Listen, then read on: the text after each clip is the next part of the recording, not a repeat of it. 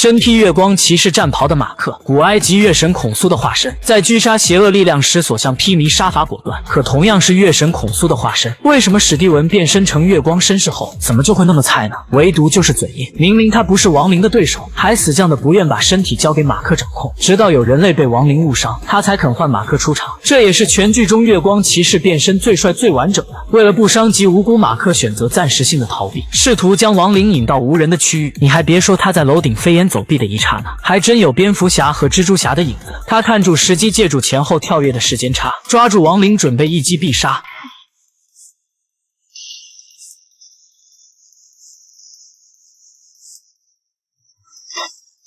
但坏消息是，马克脱去战袍后发现圣甲虫不见了，那之前的一切不就白忙活了吗？此时圣甲虫被流浪汉捡到，并且从容地把它交给了哈罗。不过他反手就用天平审判了无辜的流浪汉。史蒂文感觉待在镜子里很不自在，要求马克将身体还给自己。可此时马克却反悔了，因为他的使命还没有完成。这可能就是史蒂文不愿交出身体的原因吧。孔苏突然现身，命令马克赶紧前往开罗，去阻止哈罗复活阿米特的计划。事成之后，他才会还马克自由，不然他的下一任化身就会是马克的妻子。明明是正义之神，为什么非要用妖邪呢？原来只有圣甲虫能找到阿米特的墓穴。很快哈罗就带着信徒到达了指定位置，同时也得知马克已经赶到了开罗，但此刻他离成功只有一步之遥，根本就不在乎敌对方的存在。为了找出哈罗，马克逼问当地贩卖文物的小混混，都说强龙不压地头蛇，他们又怎么可能会乖乖配合？为首的大哥还想耍帅，没想到却被马克哐哐怼脸。即便没有月光，但月光骑士还是月光骑士。就在小混混命悬一线时，史蒂文突然出现，开始劝他住手，甚至要趁机夺回身体的掌控权。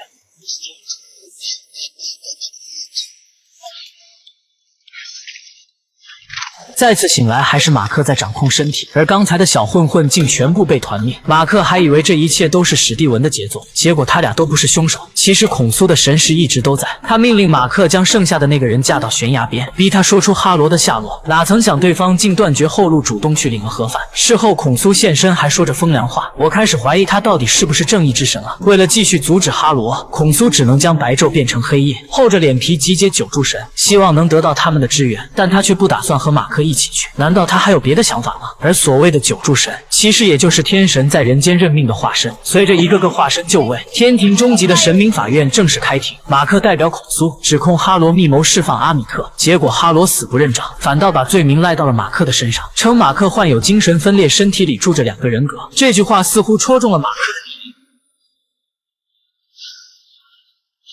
的。 We will not tolerate violence in this chamber. 很明显，最后马克败诉。其实马克能武不能文，这事就该让史蒂文来办。仪式结束后，哈托尔女神的化身告诉马克，还有别的方法也可以找到阿米特的墓穴，只要找到当年守护者的石棺，就能知道墓穴的埋葬位置。现在石棺在黑市上被买卖，马克不懂当地的规矩，四处打听也一无所获。恰好妻子莱拉追来，并且他知道石棺的下落，但他们的一举一动早就在哈罗的掌握之中。